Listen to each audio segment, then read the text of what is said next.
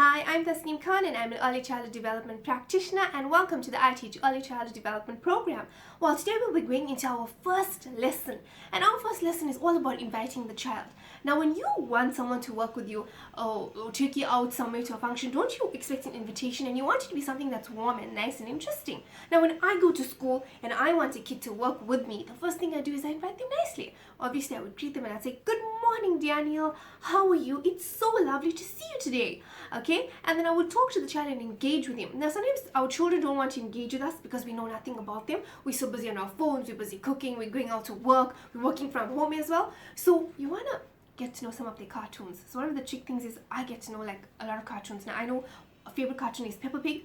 So I would say to Daniel, and Daniel, I was watching Peppa Pig the other day, and I saw Peppa's brother George, and he had these dinosaurs, and I really love dinosaurs. So I've already sparked a conversation with Daniel. Daniel's like, wow, this is an adult that I'm talking to. Yes, she's a teacher, she's a mom, but she watches Peppa Pig. She knows about dinosaurs. I think I can work with her. So already I built a relationship with the child. So you need to build a relationship with your child. Just don't think, oh, I'm the mom, and you know what, I'm going to get them to work with me. Because this is where the challenge is when you are a parent and you want your kid to work with you because you're not as cool as the teacher. I'm just saying that, putting it out there. So make yourself the cool parent when you want your kid to work with you. Build this rapport with them, build the trust, and let them know, hey, I know all the cartoon characters, and I know the toys, and I know the colors, and I know this, and it's so interesting.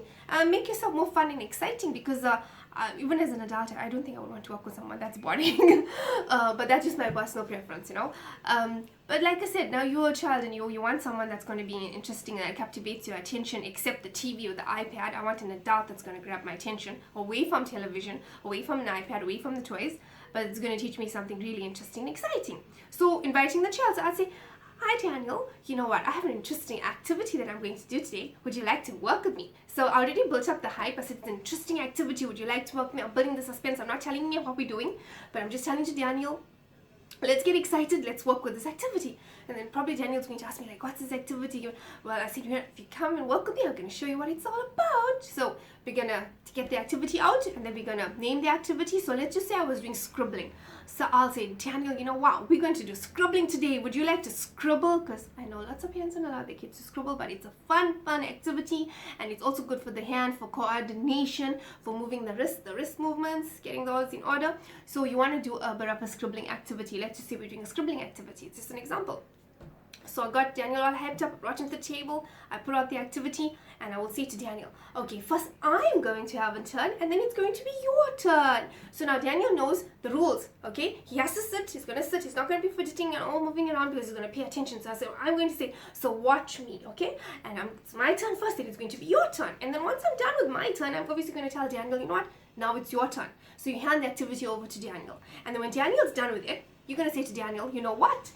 Would you like to work with it some more? Now, we encourage working the activity more than one time, maybe 2, 3, 4 times till they get a hang of it.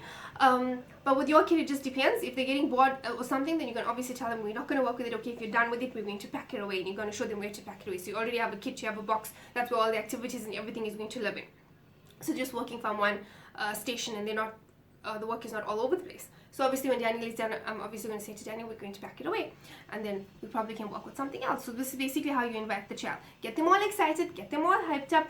You have a turn first, then you tell them it's going to be their turn, so they know what to expect. They know their turn is coming over after you're done. And then obviously when you're done working with it as many times as you like, we're going to pack it away. So did you see the process? Invite, practice and do, okay? And then work with it as many times as you like, and then we're going to pack it away. So that's the process that we are going to follow. Okay, so I'm going to see you guys in the next video.